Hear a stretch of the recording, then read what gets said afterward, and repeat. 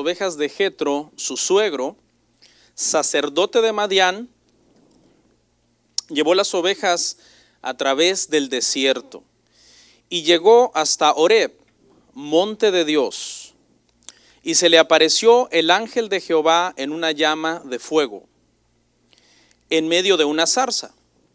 Y él miró y vio que la zarza ardía en fuego y la zarza no se consumía. Entonces Moisés dijo: iré yo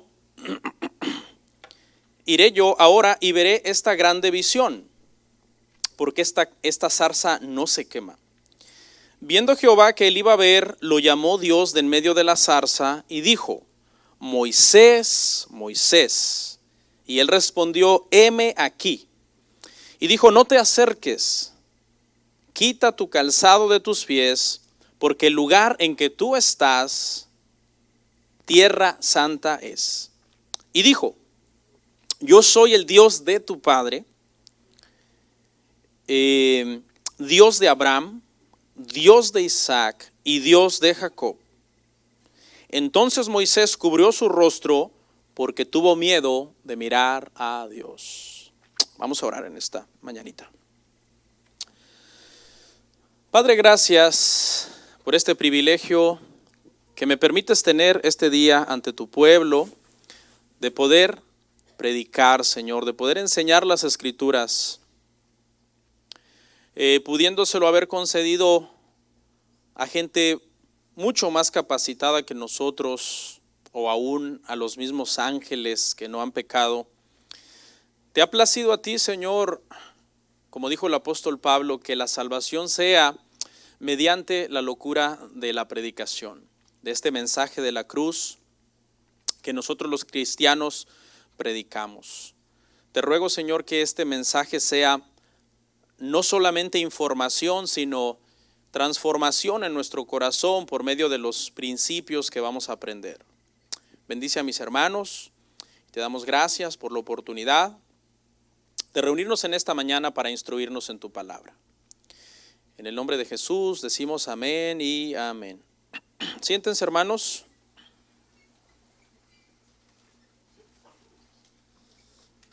Estamos viendo una serie, hermanos, que se titula El Pentateuco.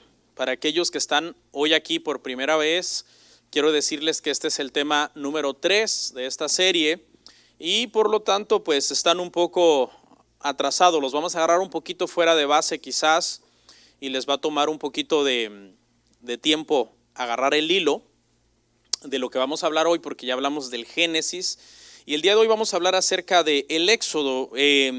Lo titulamos, hermanos, Éxodo, la salida. ¿Okay? Vamos a dividir el estudio de Éxodo en dos partes también, igual como lo hicimos con el Génesis. Y este será el tema 1, la salida.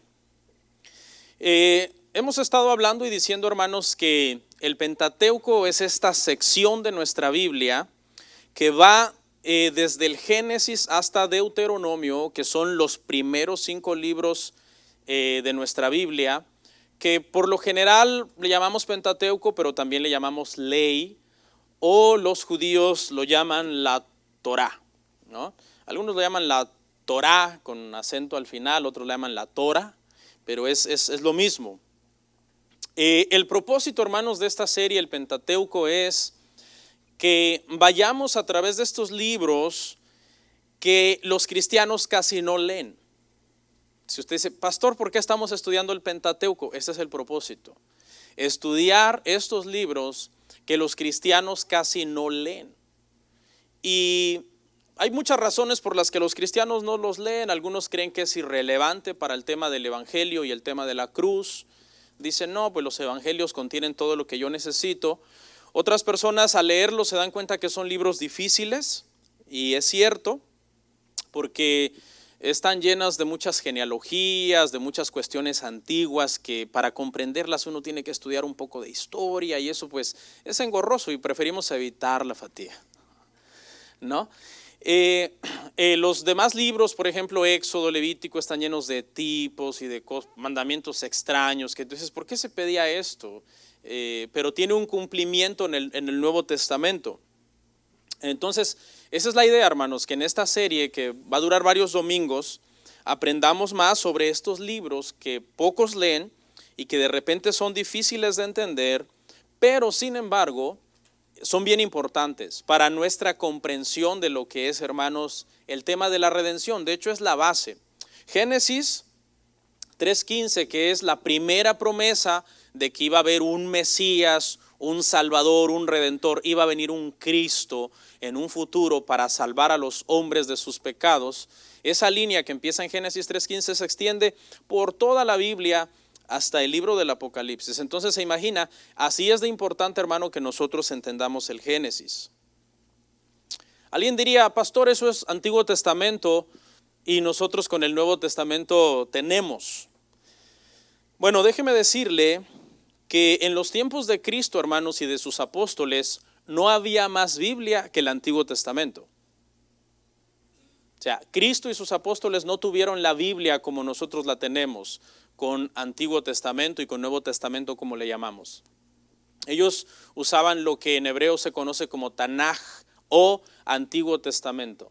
Siempre que le hablen de la Tanaj, le están hablando de los 39 libros del Antiguo Testamento. Y cuando usted lee en el Nuevo Testamento acerca de las Escrituras, cuando por ejemplo Jesús dijo en Juan 5:39, escudriñad las Escrituras, ¿a qué cree que se refería?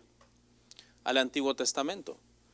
Cuando Pedro en su discurso dijo, porque como dijo el profeta Joel, citó el Antiguo Testamento. Cuando Jesús fue tentado en el desierto por el diablo, ¿qué citó? El Antiguo Testamento. Ahora, tampoco nos vayamos al extremo y digamos, bueno, entonces, si Cristo ni siquiera tuvo Nuevo Testamento, ¿por qué nosotros sí tenemos Nuevo Testamento? No lleguemos al extremo, como alguna gente dice, bueno, pues desechemos el Nuevo Testamento porque Cristo ni siquiera lo tuvo. Lo que pasa es que tenemos que entender, hermanos, que era la voluntad de Dios que en esa revelación progresiva que comenzó empezando 10 mandamientos, luego esa revelación se fuera completando en el paso del tiempo hasta que nosotros pudiéramos llegar a tener el testimonio de Jesús que está escrito en el Nuevo Testamento. Amén. Vamos a dividir Éxodo, les decía hace unos minutos, en dos secciones. La primera se va a llamar la salida. Me parece que hice ahí una presentación, si la pueden poner. Y esta sección, hermanos, va del capítulo 1 al capítulo 18. Todos esos capítulos son los que más o menos vamos a ver hoy. Entonces, como comprenderá, no vamos a entrar en ningún tema a fondo, porque son muchos temas los que abarca esta sección. Luego la sección 2, que veremos en la próxima semana, si estamos vivos, va a ser del capítulo 19 al capítulo 40, y esa sección la vamos a titular El Pacto.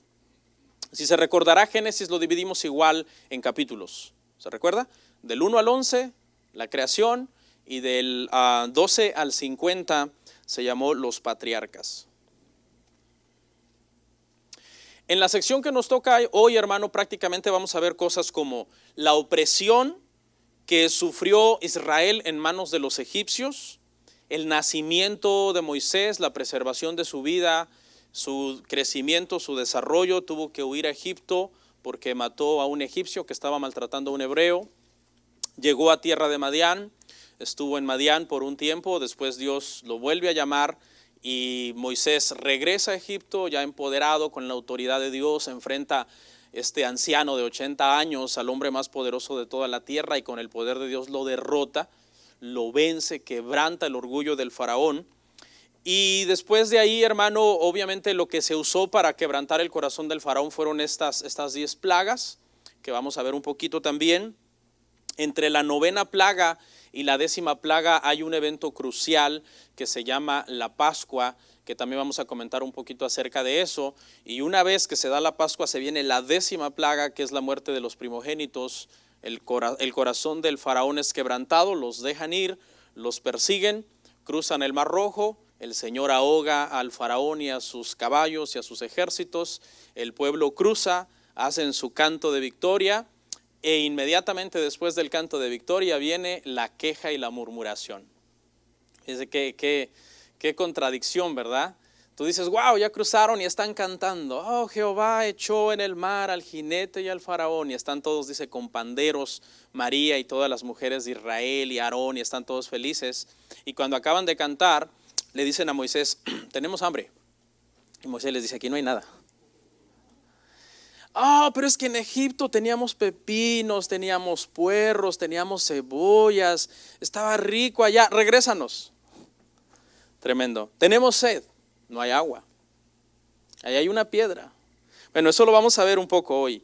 Luego después viene la guerra contra Amalec y al final, en el capítulo 18, Jetro visita, hermanos, a Moisés y le da un consejo porque obviamente estaba dirigiendo aproximadamente entre 1,5 millones o 2 millones de personas en el desierto. La tarea era extenuante y se sentaba, dice, desde que amanecía hasta que el sol se ocultaba a atender los problemas de la gente y obviamente pues ya le estaba dando muchísimo estrés.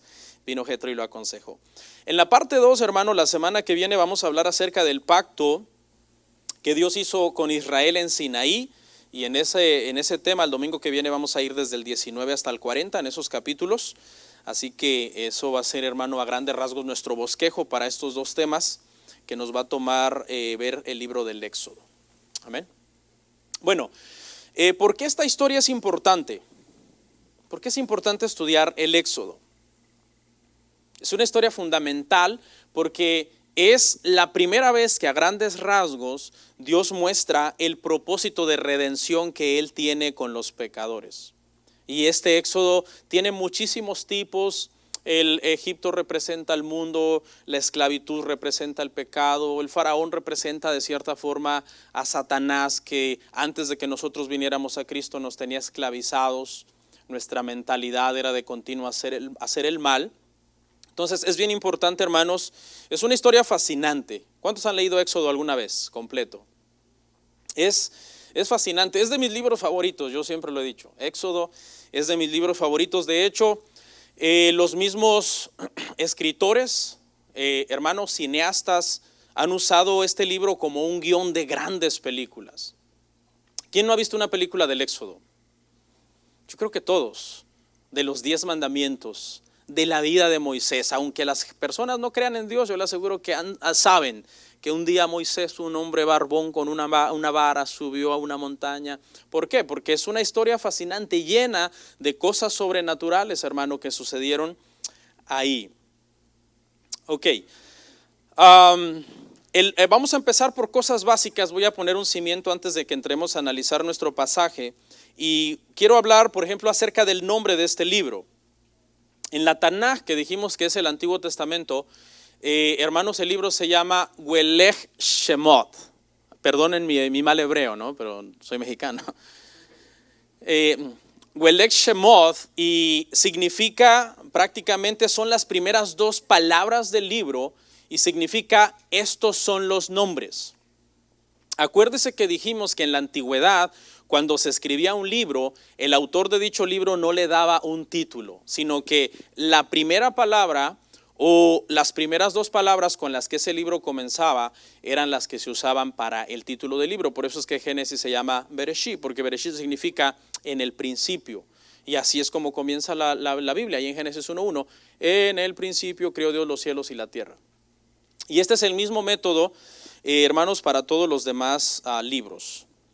En español, ¿cómo nosotros llegamos a tener el libro en español? Éxodo es una forma latinizada del griego Exodus, porque usted debe de saber, este es un dato que no lo tiene que aprender si no quiere, pero unos 250 años antes de Cristo surgió la necesidad que ese Tanaj, ese Antiguo Testamento hebreo, que existía en hebreo con pequeñas porciones en arameo, se tradujera al griego. La necesidad surgió porque en ese periodo Alejandro Magno hizo el proceso de helenización y entonces el griego se volvió el idioma mundial. Había muchos judíos que durante el exilio no habían vuelto a Israel y entonces las segundas generaciones que nacían en otros países ya no hablaban hebreo, sino que hablaban griego. Entonces era necesario que estas segundas generaciones siguieran estudiando la ley y surgió esta necesidad de mandar a hacer esta traducción que se conoce como la Septuaginta. En la Septuaginta, a Welech Shemot lo llamaron Éxodos, griego, pero cuando esa palabra se latinizó, a nosotros nos quedó como Éxodo. y simplemente significa exit, la salida. ¿Ok? La salida, eso es lo que significa. Otro dato aquí interesante es, voy a repetir un dato que me parece muy interesante y que vimos la clase pasada, es que cuando Moisés escribió el Pentateuco, no dijo voy a escribir primero Bereshit, luego Welech Shemot, luego Vayikra, como se llama Levítico, etcétera, sino que él lo escribió como un solo conjunto y las divisiones entonces de estos libros surgieron después. Alguien ha dicho que es posible que hasta tiempos de David fue que ya se comenzó a seccionar el Pentateuco como nosotros lo conocemos hoy. David fue 1000 años antes de Cristo. Otros dicen que es posible que haya sido aún hasta tiempos de Esdras, que eso es 400, 500 años antes de Cristo, que ya el Pentateuco se seccionó en estos 5 libros que nosotros conocemos. ¿Quién es el personaje principal acá, hermanos? Moisés. Moisés es nuestro personaje principal, no hay otro. De hecho, no solo del Éxodo, sino desde Éxodo hasta el penúltimo capítulo de Deuteronomio, de aquí en adelante, ya todo lo que nosotros estemos estudiando, nuestro personaje principal de estudio es Moisés. ¿Okay? Ya en el último capítulo, en el penúltimo capítulo, Moisés muere, de hecho así se titula, me parece, la muerte de Moisés, luego lo entierran, y el último capítulo de Deuteronomio entonces se cree que lo escribió Josué, que fue el sucesor, hermanos, de Moisés. Moisés, hermano, es considerado el más grande profeta del Antiguo Testamento. Hubo grandes profetas como Elías, como Isaías, como Jeremías, pero ninguno tan grande como Moisés. Se le conoce como, algunos lo tienen como el iniciador del judaísmo, el promulgador principal de la ley, el que organizó las tribus en el desierto, les enseñó todo lo que tenía que ver con la adoración y con el trabajo que tenían que hacer como tribus, delegándole a cada uno sus responsabilidades. Entonces Moisés, hermano, es nuestro personaje principal y vamos a estar hablando muchísimo de él en los temas que nos restan acerca de esta serie. Conocemos su ascendencia, conocemos su infancia. El libro de Éxodo, hermanos, nos muestra que Moisés vino de la tribu de Leví. Él era un levita junto con María, su hermana, y Aarón, ¿verdad? Y él nació en un tiempo en donde las cosas, hermano, en Egipto se habían puesto, como dice un dicho popular, color de hormiga.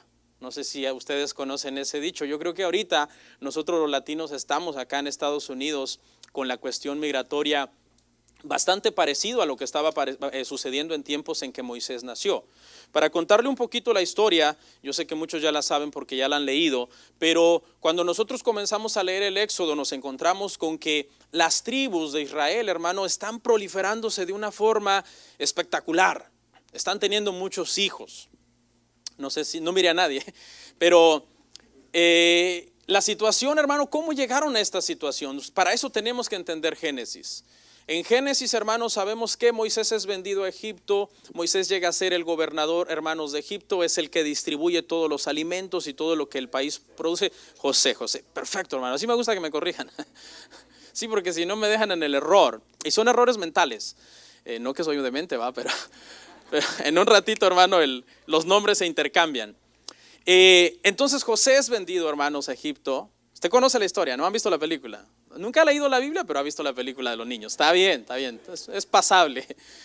Y entonces, hermano, el pueblo viene, dice que los manda a traer porque había hambre en Canaán, donde estaba Jacob y sus hermanos, y los vienen, hermano, a Israel. Y primero llegan en calidad de invitados VIP. Llegan con privilegios, ¿no? De hecho, Jacob se toma la atribución de bendecir al faraón. Se paró frente al faraón de tú a tú y lo bendijo. Porque faraón respetaba mucho a Jacob porque faraón respetaba mucho a José.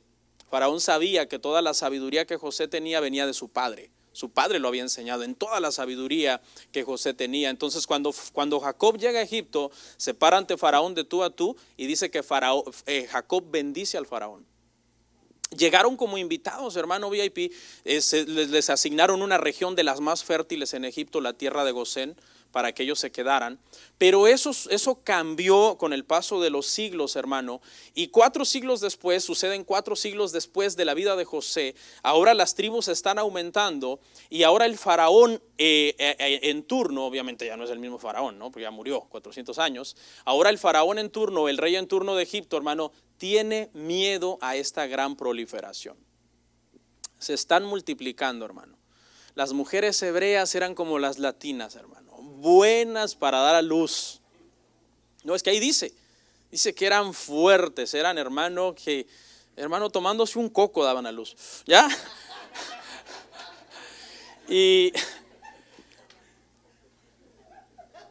se habían aumentado, hermano, de una forma tremenda y el faraón tenía miedo. El temor del faraón era el faraón dijo, ok, son muchos. Y cuando uno de nuestros enemigos, escuche, póngame atención, cuando alguno de nuestros enemigos se levante contra nosotros, es posible que como nosotros hemos sido injustos con ellos, ellos se unan a uno de nuestros enemigos y peleen contra nosotros. Entonces, promulgó un edicto terrible, hermano. Y el edicto era a las parteras, cuando vayan a atender a las hebreas y cuando vean que nazca, porque no había ultrasonido en ese entonces, hermano, tenían que esperarse hasta que naciera. Hubiera habido ultrasonido, mandan a las mujeres a abortar antes que nazcan. Es varón, mátenlo. Pero como no había, hermano, todavía ese sistema, entonces le dice el faraón a las parteras, atiendan a las mujeres cuando nazca el producto, si es varón, mátenlo. Y si es mujer, viva. Pero dice, hermano, la historia nos cuenta que las parteras temieron a Dios y desobedecieron esta instrucción perversa del faraón, hermano, y ellas no mataban a los bebés. Entonces el faraón dijo, ¿qué está pasando? Se supone que no debería de haber más bebés hebreos, varones. ¿Por qué hay bebés varones hebreos? Me desobedecieron. Bueno, sí le desobedecieron. Ok, me agarran a todos esos varones que no deberían de estar vivos porque las parteras los debieron haber matado en cuanto salieron de su madre y me los echan al río Nilo. Me los ahogan a todos. Y es en este contexto que nace Moisés. Moisés nace, es ocultado por su madre y entonces, hermano, vamos a ver lo que pasó. Éxodo 2:2.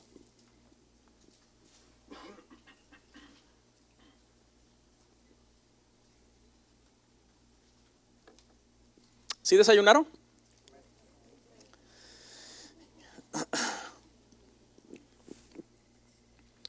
Dice, la que concibió y dio a luz un hijo, y viéndole que era hermoso, le tuvo escondido 3 meses.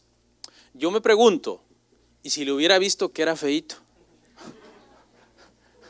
Porque dice que viéndole que era hermoso, preservó su vida, lo cuidó, le dio un cuidado y una atención especial.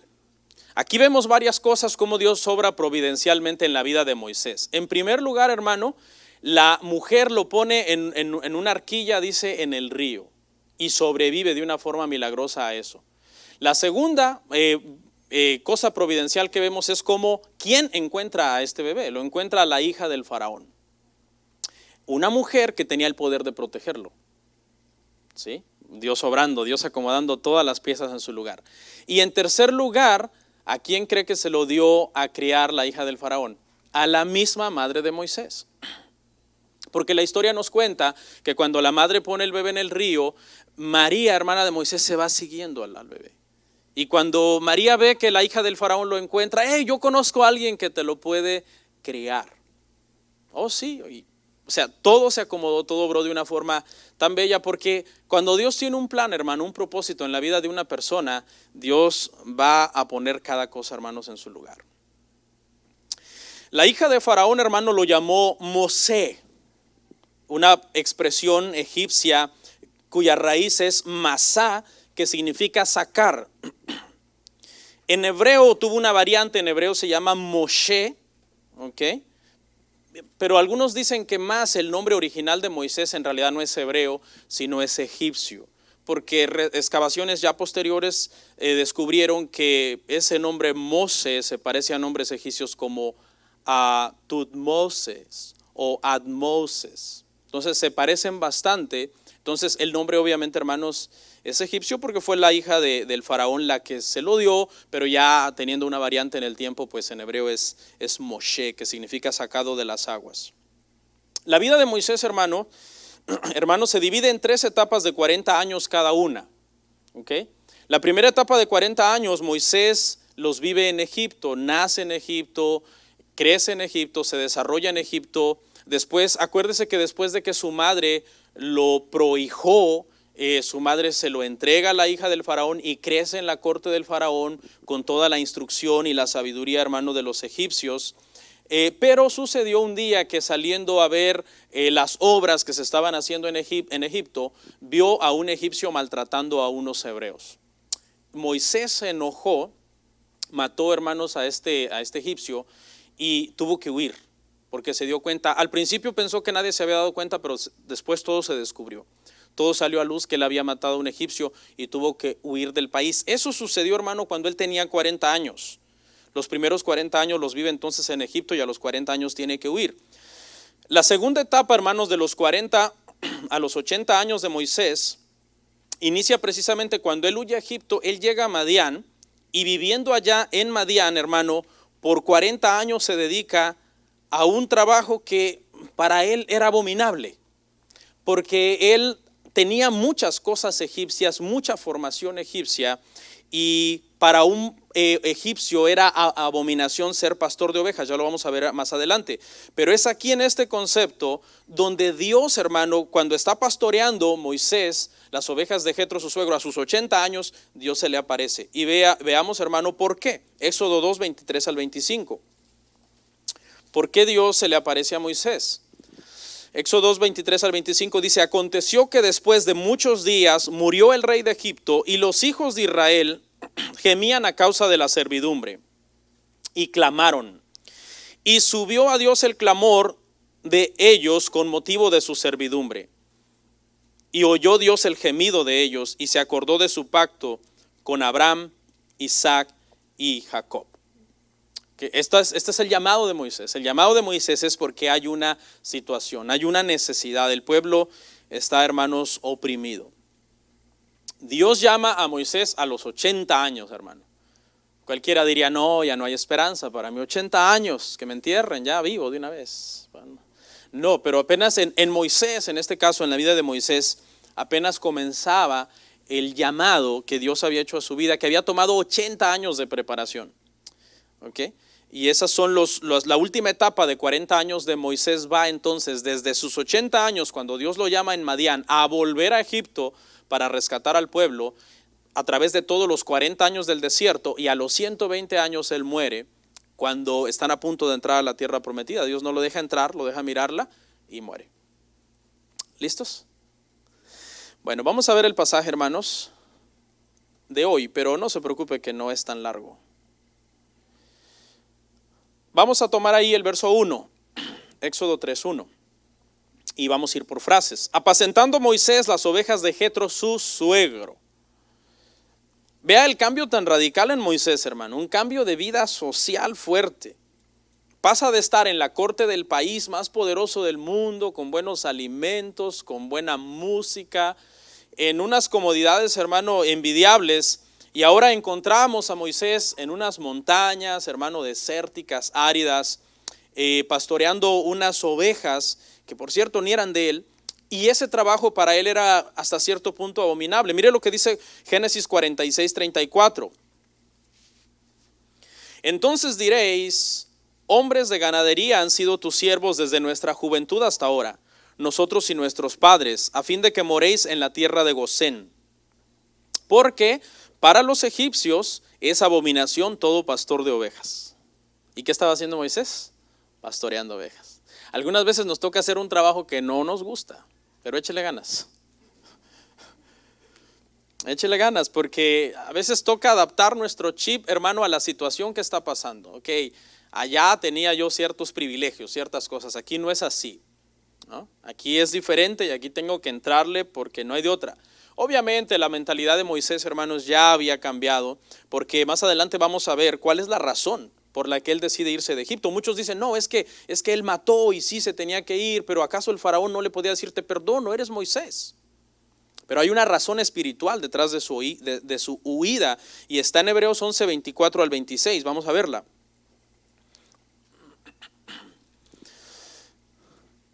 Dice, por la fe Moisés, hecho ya grande, rehusó llamarse hijo de la hija de Faraón, escogiendo antes ser maltratado con el pueblo de Dios que gozar de los deleites temporales del pecado, teniendo por mayores riquezas el vituperio de Cristo que los tesoros de los egipcios, porque tenía puesta la mirada en el galardón. Aquí está la verdadera razón por la que Moisés se va. Es por su fe, por su llamado. Vea que fue voluntario lo que hizo Moisés. Él pudo haber elegido los tesoros de los egipcios. Ese oficio de pastor de ovejas que era abominable lo pudo haber evitado si hubiera querido. No, pero más bien dice aquí el autor de los Hebreos que fue por la fe, que él rehusó llamarse hijo de la hija de Faraón. Este pasaje es hermoso, yo no sé si usted lo ve, pero nos está diciendo que Moisés creía en Cristo 1500 años antes de que Cristo naciera. ¿Lo comprende?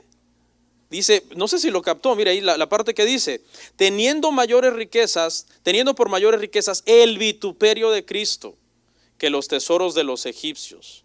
O sea, cuando le tocó escoger entre su llamamiento que Dios tenía para él y la vida de comodidad que pudo haber tenido, hermano, en Egipto, él escogió a Cristo. Pastor, ¿por qué Moisés creía en Cristo si Cristo no había nacido? Faltaban 1500 años para que Cristo naciera. ¿Quién escribió Génesis 3:15? Fue Moisés. Dios le había revelado a Moisés que iba a haber un Salvador del mundo. Y es en ese Cristo, en ese Salvador del mundo, que Moisés cree por fe, por adelantado, antes de que él nazca. De hecho, esa fue la forma en que fueron salvos todos en el Antiguo Testamento. Toda la gente del Antiguo Testamento que fue salva antes de que Cristo naciera, fue por esa fe en esa promesa de Génesis 3:15, que un día vendría Cristo. Okay. Vendría el Señor, vendría el Salvador del mundo. Okay.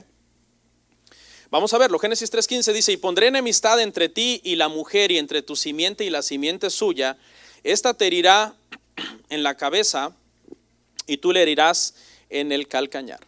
Ese es el Cristo, el Mesías, el ungido. Esa palabra Cristo, hermano, griego, Christos, es la palabra hebrea Mashiach y simplemente significa el escogido, el ungido, el elegido. O sea, Moisés no tenía la capacidad de imaginarse todos los demás detalles que no habían sido revelados de Cristo, ¿verdad? Muchos detalles no habían sido revelados. Dónde iban a ser, su ministerio, muchas cosas que no habían sido escritas todavía por Miqueas, por Isaías, por Jeremías, todos los profetas mesiánicos que dieron detalles de Cristo, sus sufrimientos, etc. Eso Moisés todavía no lo sabía, pero él creía en ese personaje, en ese Cristo, en ese ungido que había de venir. Quise detenerme a explicar esto un poco para que, por si hay ahí algunas lagunas. Dios tenía un plan entonces para Moisés. ¿Dónde estaba? Estaba, dice hermanos, en el monte Horeb o monte de Dios. Este monte Horeb, hermanos, es el mismo monte Sinaí. Cuando de repente la Biblia lo llama Horeb, lo llama Sinaí, no se confunda, es el mismo monte. Y aquí ya se le llama monte de Dios porque esto que está escrito se escribe después de que Moisés recibe los 10 mandamientos en el monte Sinaí. Por eso es que aquí ya se le llama monte de Dios. Veámoslo en Éxodo 3:12, cómo aquí era la cita, aquí era donde se tenían que reunir al salir de Egipto, en el Éxodo. Ahí fue donde Dios citó a Moisés. Y él respondió, ve porque yo estaré contigo, y esto te será por señal de que te he enviado. Cuando hayas sacado de Egipto al pueblo, serviréis a Dios sobre este monte. ¿Qué monte? Monte Horeb. ¿Qué monte es ese? El monte Sinaí. Es el mismo monte, tiene el mismo nombre. ¿Qué fue lo que vio Moisés ahí, hermano? Dice que vio una zarza que ardía, pero dice también, hermano, que en esa zarza había alguien. Esa zarza nada más fue como el gancho, pero en la zarza había alguien. Dice que es el ángel de Jehová que se le aparece y habla con él. Y el ángel de Jehová, hermanos, en el Antiguo Testamento es un personaje bien especial. Los teólogos y expertos, y yo estoy de acuerdo, han llegado a la conclusión que es Cristo, y lo podemos probar con la Biblia, que es Cristo, el ángel de Jehová, pero que al mismo tiempo usted sabe, en Dios hay una pluralidad, ¿verdad? Está el Padre, está el Hijo, el Espíritu Santo, no podemos comprender esa pluralidad de Dios, pero un dato interesante que les quiero compartir es que este ángel de Jehová, alguien pudiera pensar, es un mensajero, es un enviado, pero al mismo tiempo después dice, yo soy el Dios de Abraham, el Dios de Isaac, el Dios de Jacob. El ángel de Jehová en el Antiguo Testamento es un personaje que aparece y algunas veces habla como primera persona, algunas veces en tercera persona, algunas veces habla en el nombre de Jehová y otras veces habla él solo como si él es Jehová. Vamos a ver un pasaje en Zacarías 1:12. Quise detenerme un instante acá porque Es importante este concepto de la pluralidad de Dios. Mire este pasaje tan interesante, Zacarías 1:12, dice, respondió el ángel de Jehová y dijo, ¿quién está hablando ahí?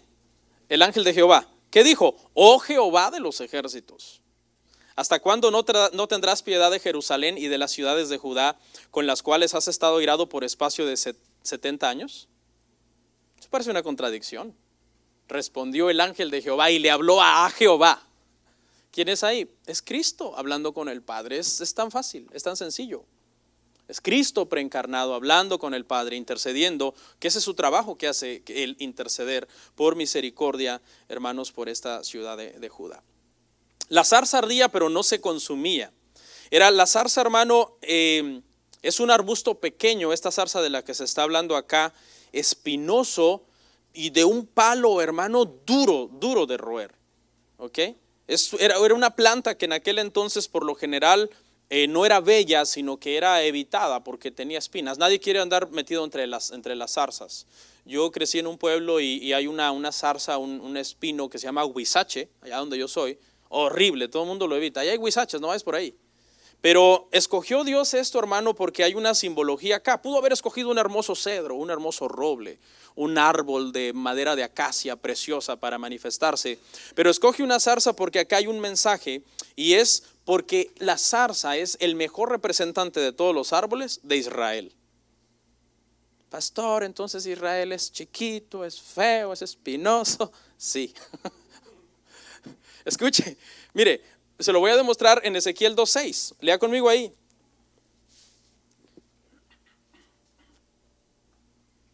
No, ya todos los pro-israelitas, hermano, van a matar. Y tú, hijo de hombre, no les temas, ni tengas miedo de sus palabras. Aunque te hallas entre zarzas y espinos, y moras con escorpiones, no tengas miedo de sus palabras. Ni temas delante de ellos, porque son casa rebelde. Y está hablando de Israel. Entienda que cuando yo digo esto no estoy hablando políticamente, estoy hablando espiritualmente. No estoy hablando en términos de política, que Israel es esto, que Israel otro, que injusticias, que muertes, no. Estamos hablando en términos espirituales, que esta zarza representa a un Israel pequeño pero complicado y rebelde, con el cual Dios tenía que meterles fuego. Y ese fuego, hermano, no consumía completamente la zarza, se quemaba el fuego pero no la consumía, porque eso habla de cómo la rebeldía que ellos iban a tener en esos 40 años del desierto, siempre Dios iba a acabar teniendo misericordia de ellos. Quiero preguntarle, ¿por qué siempre Dios iba a acabar teniendo misericordia de ellos y preservar un remanente? Porque había un propósito. De ellos había de nacer Jesucristo. Y Dios no podía exterminarlos completamente a todos. Había momentos que el Señor bajaba y hacía matanzas, 30,000, 40,000, mandaba un ángel, mata a tantos israelitas, pero siempre había un remanente que permanecía, porque había una promesa que se tenía que cumplir. Y aquí hay un principio que me gustaría compartirles, y es, hermano, que cuando nosotros somos verdaderamente hijos de Dios, nacidos de nuevo, del Espíritu Santo y de verdad, hermano, consagrados al Señor, dice Isaías que aunque pasemos por el agua no nos vamos a ahogar, y que aunque pasemos por el fuego no nos vamos a quemar. Y esto habla, hermano, de cómo un verdadero hijo de Dios, el fuego tiene un propósito, hermano, la prueba, porque aquí fuego es prueba. Cuando tú eres verdadero hijo de Dios, el fuego de la prueba saca lo mejor de ti. Es como cuando el oro y la plata es pasado por el fuego, la escoria desaparece. Pero cuando tú eres un falso, el fuego hace que te alejes de Dios. Ese es el propósito de la prueba. Muchas veces ante la prueba vemos a mucha gente renegando, ya no voy a ir a la iglesia, tanto que me he esforzado por buscar a Dios. Mira, ahí tratando de hacer bien las cosas, y a los que hacen malas cosas les va mejor. Yo tratando de ser bueno y me va peor. Cálmate, Habacuc. Tenemos ese complejo de Habacuc, ¿no? ¿Por qué prosperan los impíos? Yo he pasado por ahí también. Señor, ¿qué pasó? ¡Hey! Pero en la voluntad soberana de Dios, hermano, Él tiene un plan. Él tiene un propósito. Tranquilo, si tú eres su hijo y estás en el fuego, ¿qué va a sacar de ti? Lo mejor de ti. Cuenta la anécdota que un platero, una forma de ver cuando la plata ya estaba lo más pura posible era que se reflejaba en ella, ¿no? Ya está. Ya alcanzó el nivel de pureza que quiero que esta plata tenga. Es lo mismo. Pero ¿qué pasaba por esa plata? Pasaba primero por el crisol, por el fuego, para que fuera alcanzando esa pureza. Igual nosotros, hermano. ¿Tú crees que las comodidades van a sacar lo mejor de ti? No. Las comodidades siempre sacan lo peor de nosotros. Alguien dijo, el dinero no cambia a la gente, el dinero solamente revela quién es la gente. Y eso es una verdad. Tú a lo mejor eres pobre y humilde porque no tienes dinero, pero a lo mejor el dinero sacaría a la luz que realmente eres un prepotente. No te acerques, le dice el Señor, quita tu calzado, porque Moisés viene en carrera, hermano. Moisés dijo, hey, voy a ir a ver esa gran visión. ¿Qué está pasando? Hay una zarza, hay fuego, pero la zarza no se consume. ¿Qué tipo de fuego es este? No era un fuego común, era un fuego especial de parte de Dios. Porque un fuego común, lo natural es que hubiera quemado la zarza. Pero este era un fuego abrasador, un fuego diferente. Y el Señor lo tiene que frenar en su loca carrera y decirle, alto, alto ahí. Quítate el calzado de tus pies porque el lugar donde estás, tierra santa es. Es tremendo, hermano. Pero aquí hay algo bien interesante, hermano, de que las cosas nosotros no las podemos hacer a nuestra manera, número uno. Y número dos, tenemos que aprender a respetar a Dios, que Dios es santo. Porque esta expresión, aquí quita tu calzado, si la traemos al contexto 2019, era algo así como hoy quitarte el sombrero ante un juez en una corte. ¿Cuántos quieren una regañada? Si quiere una regañada, a su próxima corte, vaya, lleve gorra y hable con gorra ante el juez. Y ahí le van a dar su regañada. Si usted va a una corte y usted pasa ante el juez y usted lleva una gorra, que para empezar mejor no la lleve, se la debe de quitar para hablar con él. Atrévase a hablar con él con la gorra puesta. Y en este contexto aquí, quita tu calzado es eso, estás frente al juez de toda la tierra. Yo soy santo, yo demando respeto, sujeción. Yo no soy cualquiera. Y entonces Moisés, hermano, se despoja de su calzado y se humilla ante Dios, muestra respeto ante Dios. Y esto habla de cómo nosotros tenemos que respetar a Dios, respetar su casa, respetar su palabra, respetar a sus siervos, etcétera. Mire lo que le dice el Señor: yo soy el Dios de Abraham, Isaac y Jacob. Yo soy el Dios de tu padre, le dice.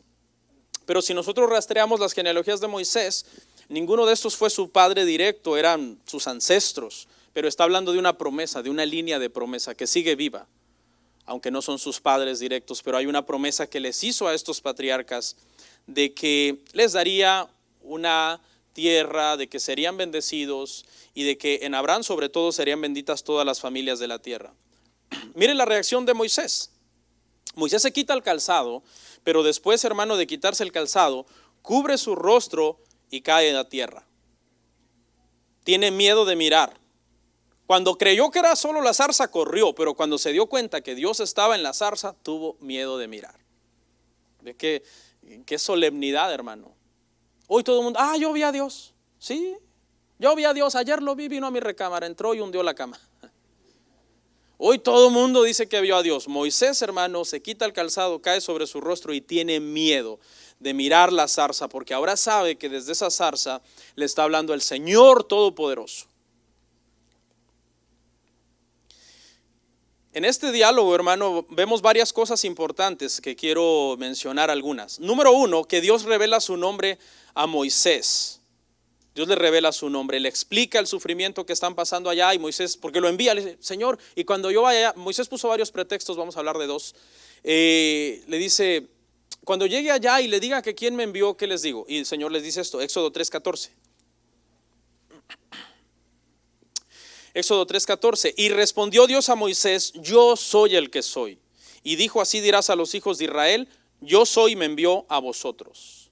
Moisés pregunta esto porque él tiene mentalidad semítica y en la mentalidad semítica era imprescindible saber el nombre de una persona para poder llegar a conocer las capacidades que tenía esa persona, porque en los tiempos bíblicos el nombre definía mucho a la persona. El nombre definía mucho quién iba a ser esa persona. Esta expresión yo soy implica varias cosas. Número uno, Dios le está diciendo a Moisés, yo existo por mí mismo. Porque por eso es Dios, ¿no? O sea, si Dios necesitara a alguien que lo haya que lo haya hecho ser, entonces no sería Dios, sino que esa otra criatura que creó a Dios sería Dios. Dios es simplemente eterno, es lo que le está diciendo. Yo soy, no le dice yo un día seré, yo un día fui, hoy no soy. No, yo soy. Siempre, es una eternidad. Y la otra cosa que también significa esta expresión yo soy es yo no cambio. Habla entonces de la eternidad de Dios y de la inmutabilidad de Dios. Si nosotros leemos la Biblia, hermano, desde Génesis hasta Apocalipsis, pasan 1500 años de escritura y Dios sigue siendo el mismo. Los autores fueron muriendo y los protagonistas de las historias de redención fueron muriendo, pero Dios sigue siendo el mismo. No ha envejecido, no ha perdido sabiduría, no ha perdido fuerza, no ha perdido poder. Él sigue siendo exactamente el mismo. Porque Él no cambia, hermanos, Él es eterno. Definir el nombre de Dios, hermanos, es un gran reto teológico en estos días. Hay mucha gente que hace muchísima controversia con el tema del nombre de Dios. Dicen, no, es que Dios se llama así, si tú lo llamas en español no te va a entender. Y bueno, piensa que Dios es un niño de kinder, ¿no? No. Es más, muchas de estas personas que hacen tanto énfasis en el nombre de Dios, ni siquiera dicen bien el nombre de Dios. Quizás usted hoy por primera vez va a aprender el nombre de Dios. Porque el nombre de Dios es complicado, hermanos.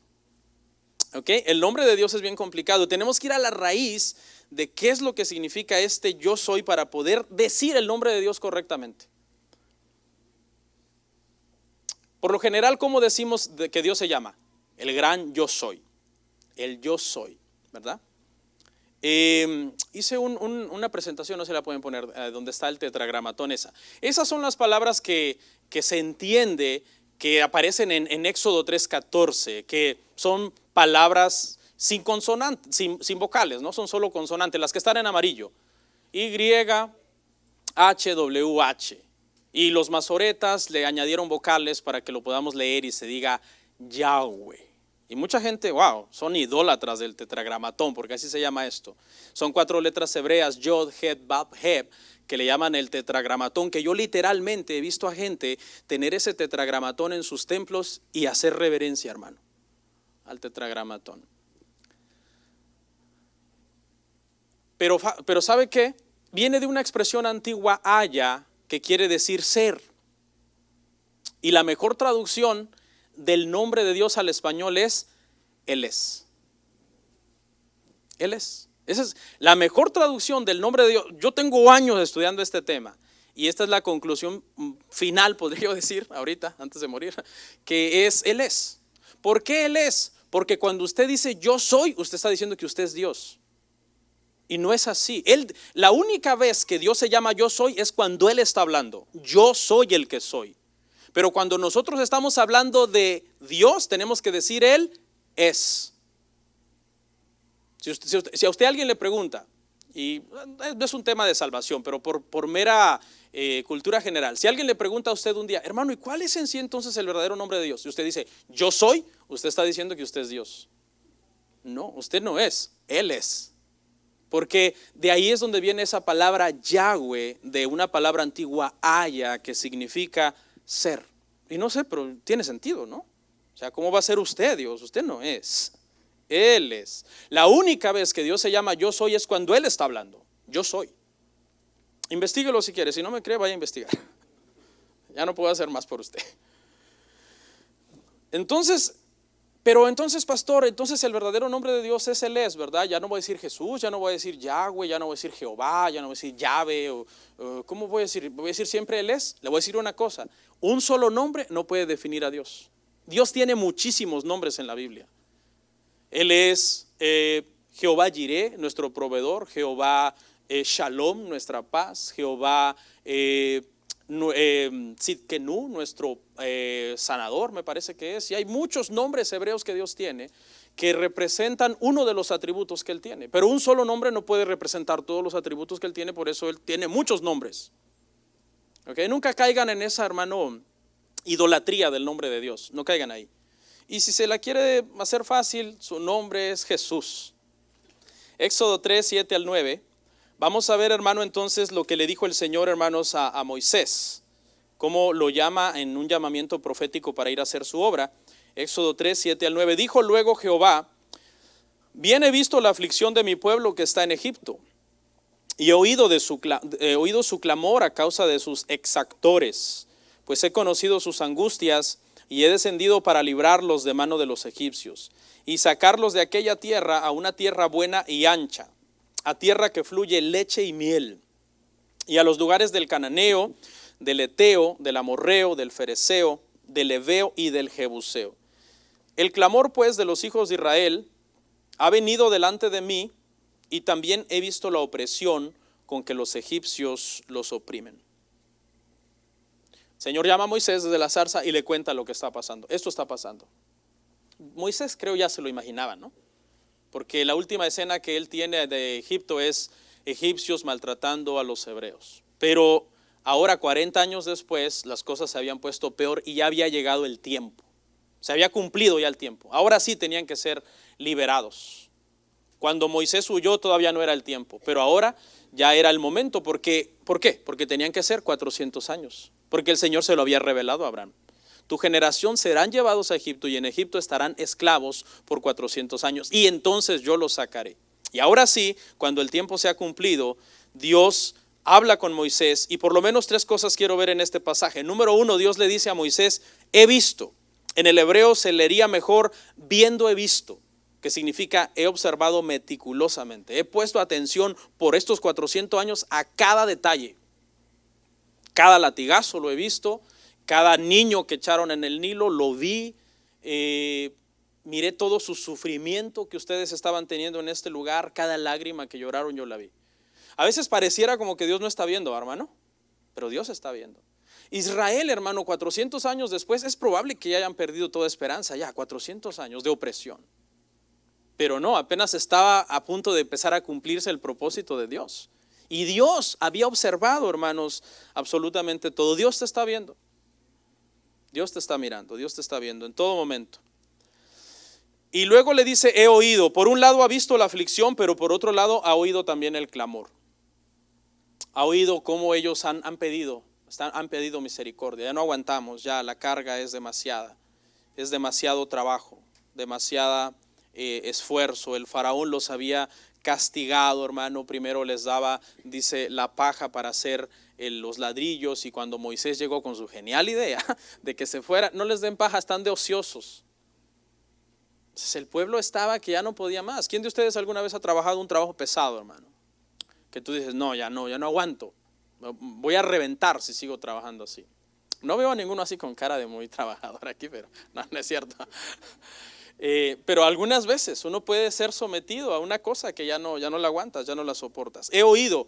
Y la tercera, he descendido. He visto, he oído, he descendido. Se cumplió el tiempo.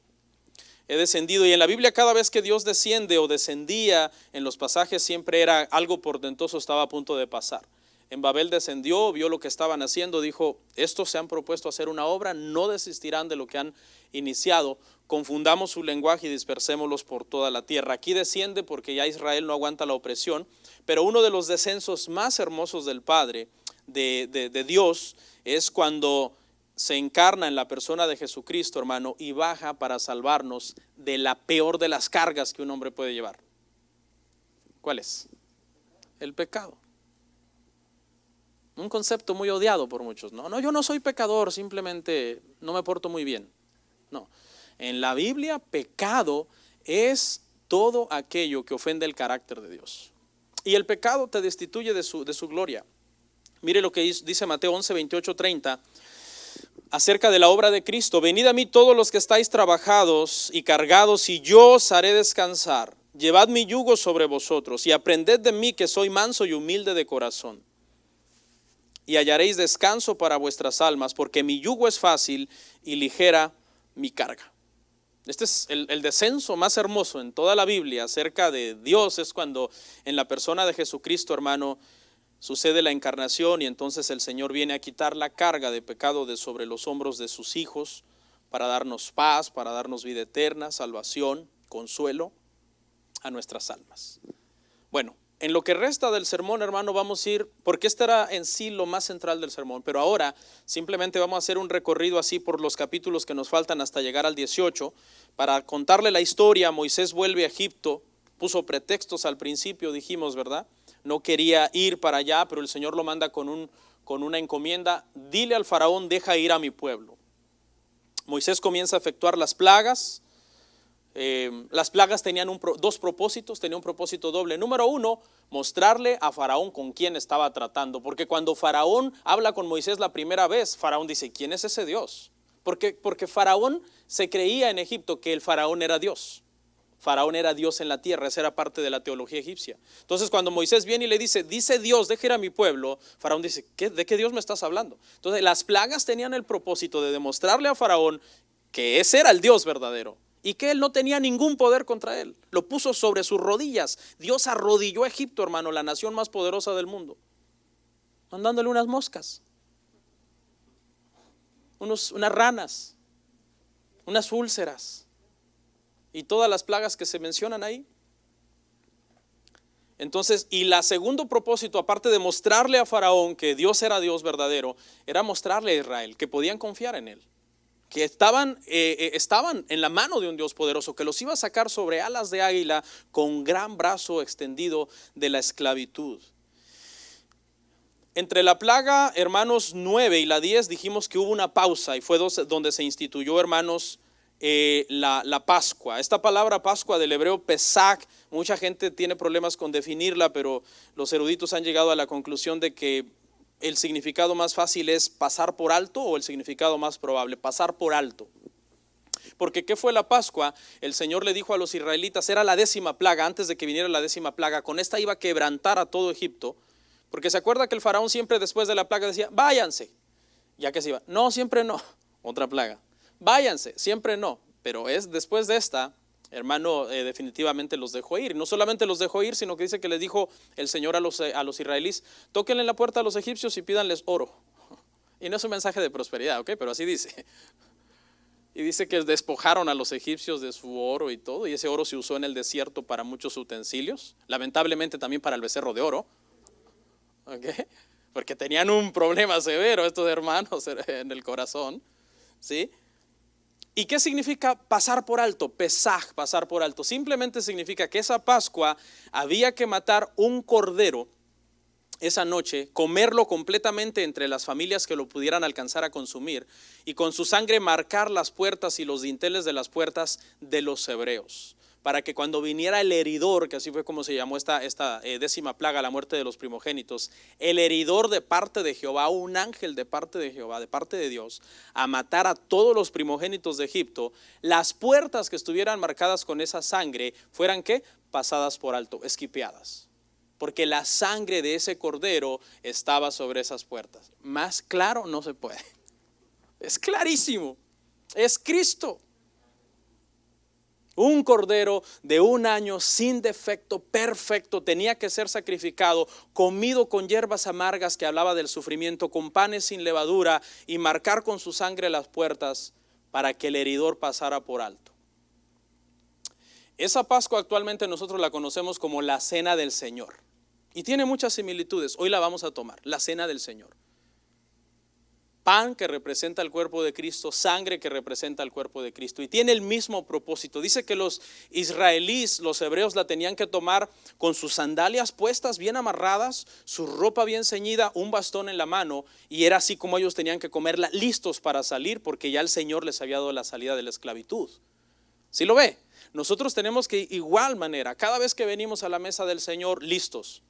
¿Por qué? ¿Qué significa la Pascua? Dice que cada vez que la cena del Señor, cada vez que nosotros la tomamos, estamos anunciando su muerte y recordando su venida. Nosotros tenemos que estar listos, hermano. Cada vez que la tomamos, estamos diciendo, Señor, nosotros estamos listos. Tú vienes, nosotros nos vamos. Israel salió de la esclavitud física, real, y nosotros salimos de la esclavitud del pecado, y ahora somos libres por la sangre del Cordero. ¿Cuántos dicen amén? Se celebra entonces, hermanos, la Pascua. Viene el heridor, mata a todos los primogénitos de Egipto. Al otro día hay gran lamento por toda la nación. Y Faraón le dice, let my people go. Moisés, perdón, le dice a Faraón, ¿no? Moisés, deja ir a mi pueblo, deja ir a mi gente. Yo te dije, quisiste entender por la buena. Quebrantado el Faraón los deja ir. Usted conoce la historia. los deja ir y después los comienza a perseguir. En Romanos no da la explicación de por qué Dios endureció el corazón del faraón para explicarnos un tema de la salvación que dice que Dios al que quiere tocar, toca, y al que quiere endurecer, endurece. Y al faraón lo endureció hasta el final, de tal forma que cuando el pueblo estaba, hermano, frente al mar rojo y vieron que los egipcios venían, el Señor abrió el mar rojo, cruzaron, pero cuando ellos cruzaron, el mar cayó sobre todos sus enemigos, destruyendo al faraón, a sus ejércitos.